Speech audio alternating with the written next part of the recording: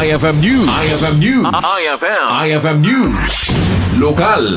Nagtest opening, ti Maysa nga Ababangan ang luxury buffet, iti Maysa nga mall dito'y Laoag. Ang nabayagan nga ururayan, digiti umili ken mall goers, iti syudad ken ti daduma, paing nga kabangibang nga lugar. Tinasaw nga restaurant ket maawagan kas Maysa kadigiti addaan ti kadakila na pagpilyan ti buffet, iti daytoy apaset ti ili.